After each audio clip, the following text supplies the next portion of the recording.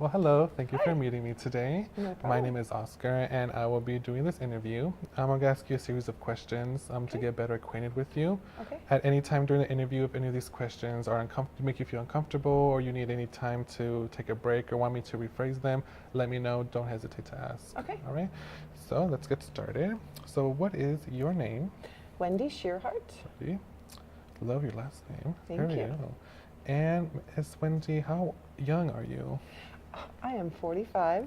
45. Beautiful.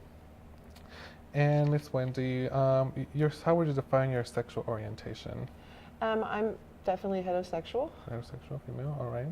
So would you identify yourself for your gender as a woman? Female, Female, woman. And Wendy, have you ever been married? I have been. I've been married one time. One time? Mhm. Good. Any children? I have two. Two. One boy and one girl. Oh, you got one of each. That's always good. Yes. Handful. And have you ever been divorced? Yes, we did get divorced, and Okay. since then he's also passed. So Okay. Okay, and so now we're going to talk a little bit about the housing. okay. Where do you currently live?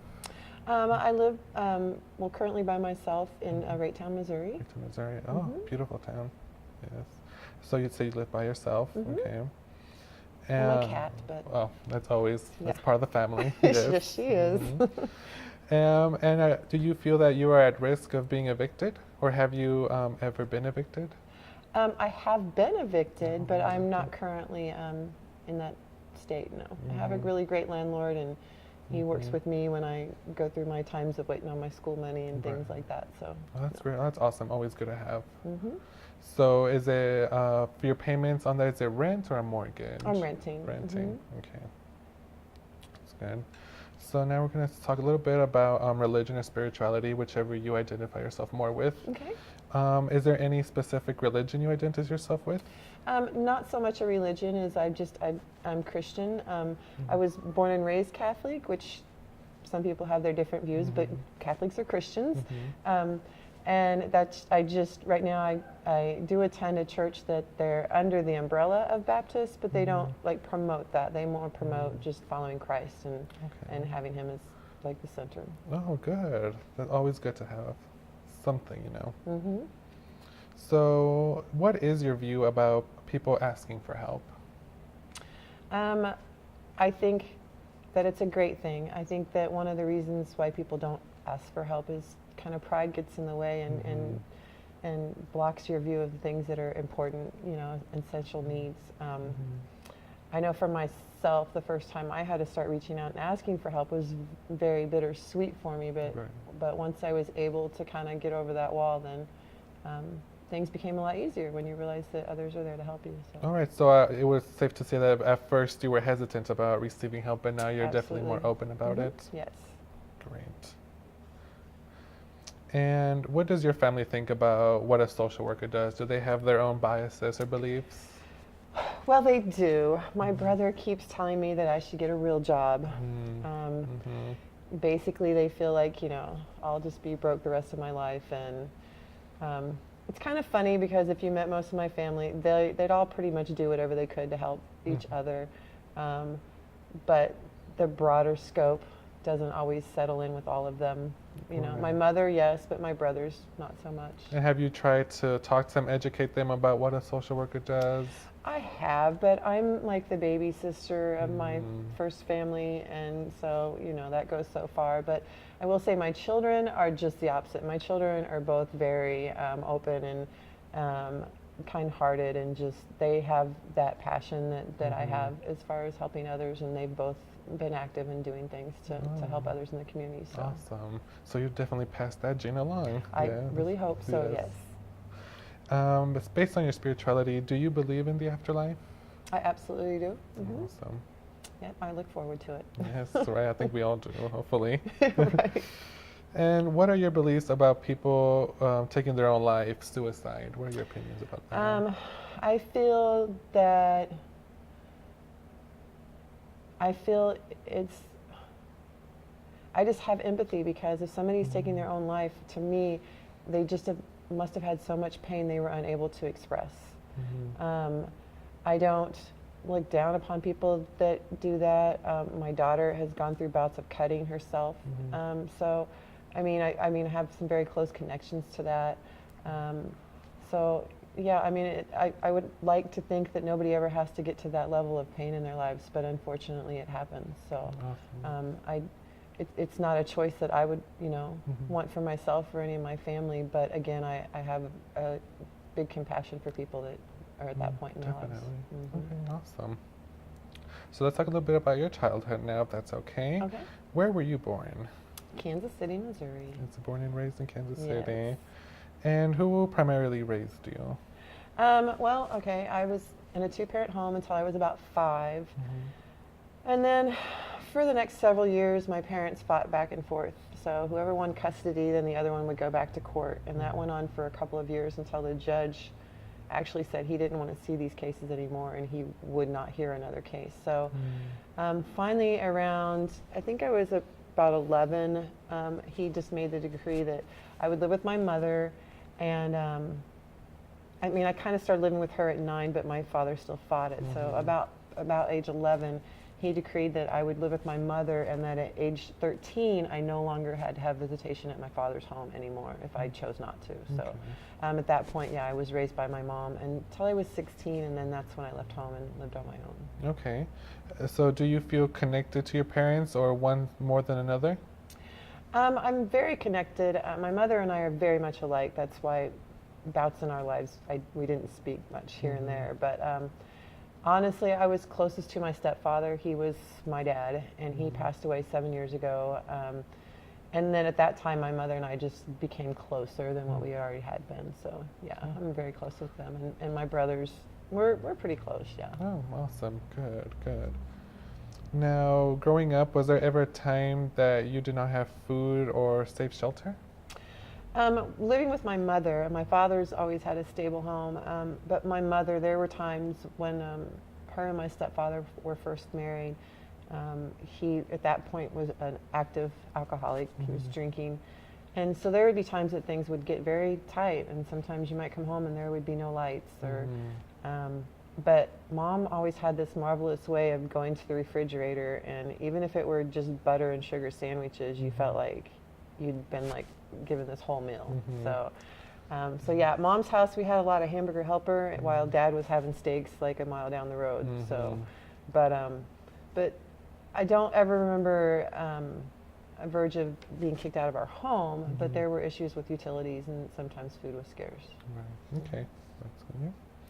And how would others describe you as a teenager, or yourself? How would you describe yourself?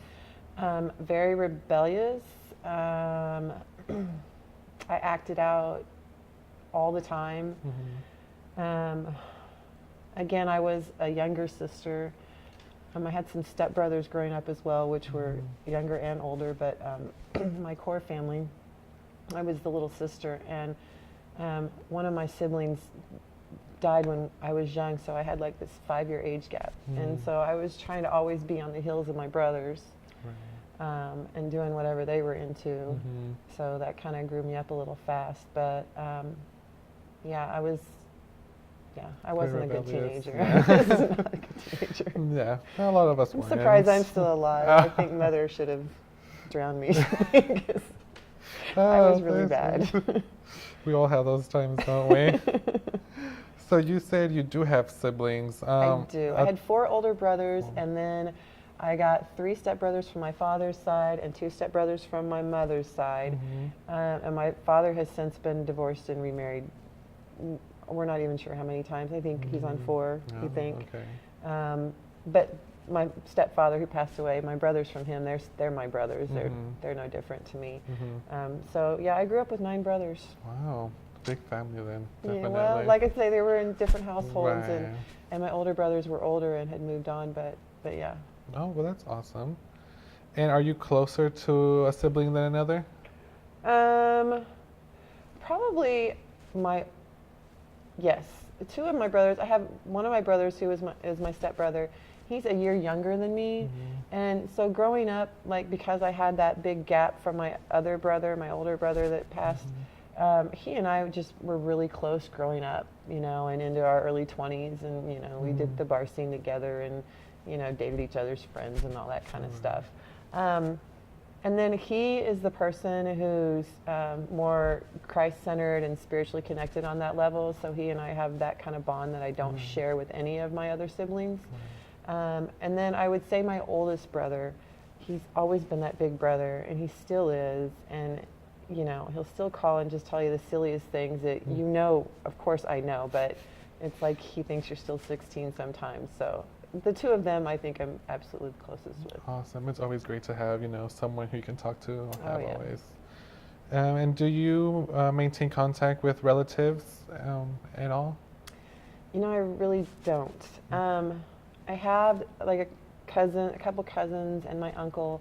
They're in Colorado, and we Facebook a lot.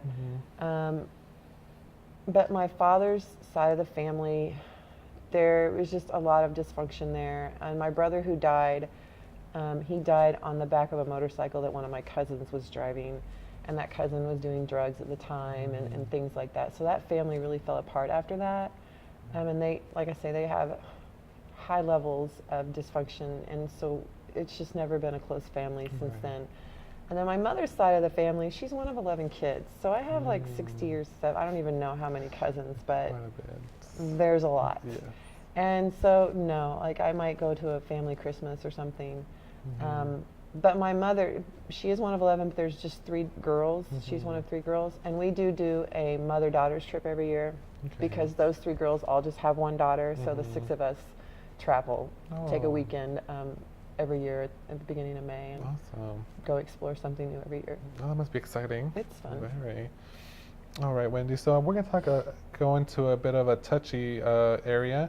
If you feel uncomfortable or want me to rephrase the question, please let me know. Okay. Have any time in your life have you ever been sexually, physically, or emotionally abused? Yes, all of them. Basically, from about 5 to 13, I was molested by 5 different family members, which is one of the reasons why I was a horrible teenager. Right, I can see that. My parents never did. I know my brothers suffered horrible physical violence from my father, but me being the only girl, it was, and being the Catholic family, you know, I didn't suffer that from my father. Right. And then I kind of just dragged that into my marriage, and he was an alcoholic, so he was very emotionally, verbally abusive. And then from that, I stepped into being physically abused. Okay. My first relationship after, and I think with physical abuse, the emotional kind of goes right along with that. Right. Yeah, I've had a lot of it. I was raped when I was 13 years old. And then the first relationship I had after I was married, he beat me, like, once he came in and he just hit me in the jaw, and then he stopped. And then the second time he beat me, like, I really almost died from that. And then I got out of that relationship, and then I went into another one where he abused me, where I had broken bones.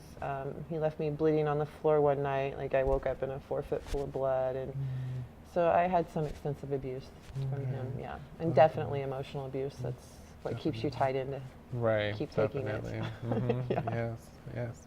So, but right now, are you safe at home at this time? Oh yeah, I'm absolutely safe now. Okay, great. And is there anyone you were afraid of hurting you? No. No, so it's all good right now. Well, I know it must have been tough, but you've come a long way, so it's very good. Very good. Okay, so financially, are you currently working right now? I am. I work part-time. Okay. And are you the only source of income in your home? I am the only source of income in my home. Yes, okay. So do you have savings? I do not have savings. It's my savings would be the extra can of soup in the cupboard. Yes, I know it's very hard to save nowadays. It is. So have you ever used state or government assistance any time in your life? I have. When I was pregnant with my first child, we weren't married, and so I didn't have insurance to have him. They wouldn't, couldn't get insurance. I mean, everything's changed now. That was 22 years ago, 23 when I was pregnant, I guess. And yeah, they didn't So we did. So I used public assistance to have him, and I had him at Truman out in Lee Summit. And then for a short time after my divorce, I had to get food stamps for my children. Okay, that's good. Education-wise, what are your goals for education? Well, I'm currently in school, and my goal is to hopefully keep my GPA up and stay on the fast track for the accelerated master's program through KU. Yeah. All right, awesome. And so, career-wise, after you get the education, what are your goals for your career? My goals for my career are I want to be kind of a dual agent. I want to work with women coming out of the prison system for transitional living because it's kind of an unmet field. And then I also want to be on the front lines of rescuing and transitional living for children out of human sex trafficking. Oh, great, definitely. You don't hear a lot of many people who go into those kind of fields, so it's definitely good to hear that. Growing up or currently, do you have any difficulty with reading? Yeah, I'm actually dyslexic. Okay. So reading is still a challenge.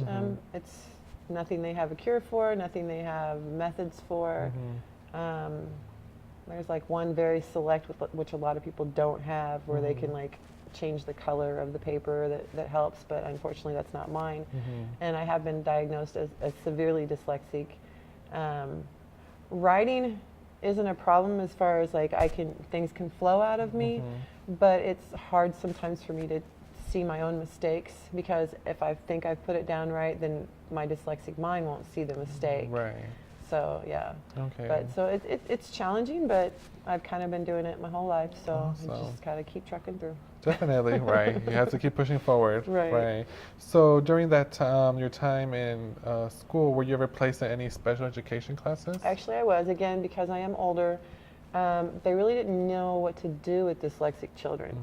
They didn't understand it at all. Not that they have answers really for it still today, but they didn't know what to do with me. And for instance, like in 4th grade is when they do the times tables with kids. Right. And they put me in special ed. Well, special ed when I was a child was people with mental retardation that actually had Down syndrome and things like that, so it wasn't the appropriate setting for me.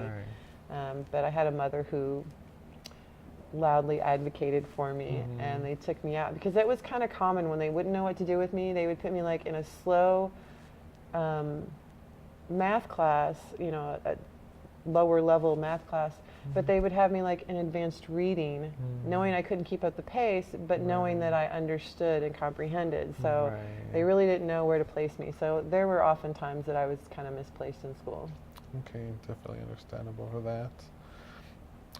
And so medical, like going to more medical, do you have any medical conditions that you have taken care of daily? So besides being dyslexic, anything else? No, I don't have any. Physically, I'm pretty healthy. I'm like the person who never calls in sick to work because I'm never sick. Oh, well, lucky you, right? Yeah. Always at work. So, do you have any medical conditions that impact your ability to bathe, eat, dress, clean your home, or drive? Nothing like that? No, none at all. Awesome. I take an allergy pill and a little stomach pill every day, and that's all. Spring is always hard for me too. Yeah. All the allergies. Legal-wise, have you ever been arrested? I have been arrested. All right. Do you want to talk a little bit about that? Why you arrested? Well, I've been arrested many times. Been arrested on a lot of traffic stops for tickets I didn't pay, and so I would have warrants. But there was a time in my life that I was definitely not who I am now. And yeah, our house was raided a couple of different times. I did take the fall. I was living, the person who was abusing me, our home and everything in it was in my name because I was like his shell or his protection. So when the police came in and found drugs and weapons and things like that, I took the fall for it. Thankfully, though, God kind of saw me through. Like they charged me with 5 Class A felonies, but I ended up with two Class B felonies. Okay. So, and unfortunately, though, it was my first time. It was a first-time offense, but they did give me an SES, which means I will have a felony forever. And Missouri does not do. I forgot. They don't take it off your record after so much time. They don't. Yeah, Missouri doesn't. So, Mm. but that's one of those things that that's where I go back to my faith in God, because Yes. He's really opened the doors and made this possible. And it was through those times that caused me to make these decisions to go to school and change things around. Awesome. It's good to hear. Very good. Substance use. Have you used any illegal drugs in the past 6 months? No. No? Awesome. Let's see. Have you used alcohol in the past 6 months? Yes. Maybe? Yes, I Mhm. think we all have, maybe. Most of us have. How often and how much on average do you drink, you think? You know, it really depends. Sometimes I might have a drink. You know, I think last week I had a drink Friday night and I had a drink Saturday night, but it might be another 2 weeks or 3 weeks before I do again. It's really more of a social thing. I don't, even if I drink at home, it's because people come over and we have dinner or something. Right. So it can be as random as once every 30 days, or it could be, you know, twice a week, but it's not, you know. Right, okay, not a frequent thing. No, I still actually have a bottle of alcohol in my home that was purchased like at Christmas, and it still hasn't been finished. Still there. Yeah. Oh, that's good. Okay. Now, there's a controversial issue. What do you believe, or do you believe cannabis should be legalized? I absolutely do. It has so many medical effects that are, you know, that can help everything from cancer victims to seizures in children, and I mean, it has so many great benefits. I also feel that as they've shown, like in Colorado, there is such an increase in prosperity in people and options for, you know, new jobs and things for people that aren't able to. Or, and I also believe it is because I have believed for as long as I can remember. My father was an alcoholic. My stepfather was an alcoholic. My husband was an alcoholic. And alcohol has killed and injured more people and broken more homes than anything out there, and we still have it legalized and readily available to anybody. And you can't tell me that a teenager that wants to get drunk on a Friday night is not going to get alcohol. They always find a way. And you don't see those statistics with marijuana. You see women that drink when they have alcohol, and their children come out with alcohol fetal syndrome. And you see women that, like, they can't actually do tests on it, but they have, you know, facts of women that have. I've personally known someone that she was so absolute sick she couldn't keep water down, and trust me, I'm not promoting without testing, like, you know, just all pregnant women smoking marijuana. But I mean, it has its good sides, you know, and when you compare it to alcohol, I think that we're just totally on the wrong boat here. Well, I do agree. Sometimes they broadcast the negative a lot instead of the positive. Yeah. I do see where that comes from. Okay. Talking about mental health. Are you currently suicidal or have thoughts or plans to take your life? No.